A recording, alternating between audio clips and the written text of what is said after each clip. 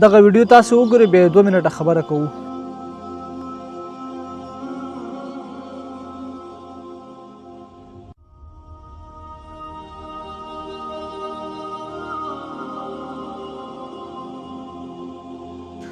دغه مختصر ویډیو تاسو ولیدله. نو آیا دا چا کړی دی؟ مسلمان کیدلی شي؟ مسلمان دی که غیر مذهبه دی؟ او د موږ نوجوانانو ته امت مسلمه ته په دې کې څه پیغام دی؟ ویډیو تر اخره وګورئ، د ثواب په نیت بیا در سره شیر هم کړي. اول خو دا مسلمان نشي کیدلی ځکه چې چا هم کلمه ویلې وي لا اله الا الله محمد رسول الله، په زړه کې یو څه نه څه ایمان هم لري، هغه داسې کار هیڅکله هم نشي کولی. هغه د رسول الله صلی الله علیه وسلم د سنتو توهین نشي کولی. هغه سړی به مرګ ته تیار شي خو لیکن د پیغمبر علیه السلام په سنتو پورې ټوکې او مسخري نشي کولی.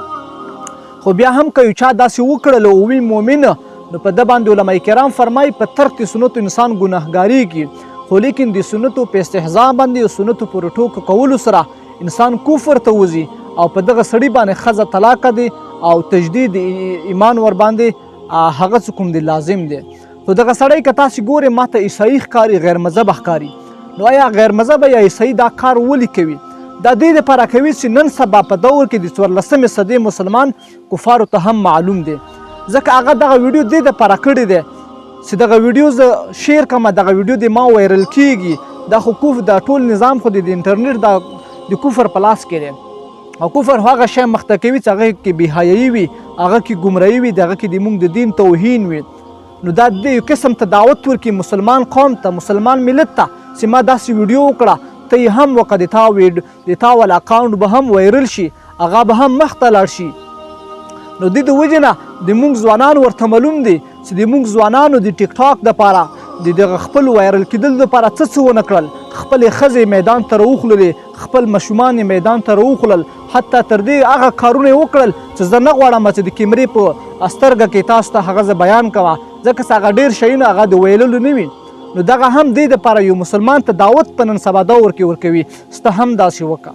خو مسلمان قوم ته هم زه پیغام ورکوم چې د موږ حکمرانان خو تاسې پیژنئ چې د غلامۍ ژوند کوي.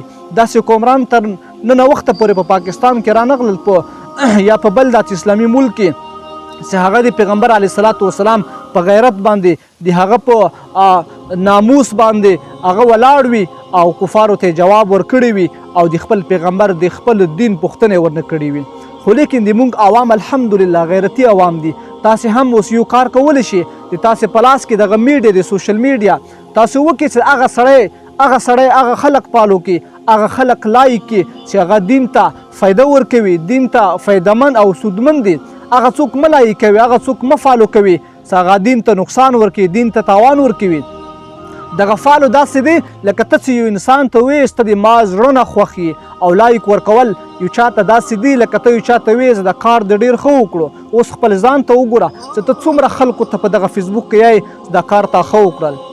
که یو چا ګانه شیر کړه، که یو چا ډرامه او فلم شیر کړو، یا همدارنګې یو غیر شرعي شی شیر کړو، تا په هغه لایک ورکړو، هغه تا فالو کړو، نو تا هم هغه سره ګناه وکړله.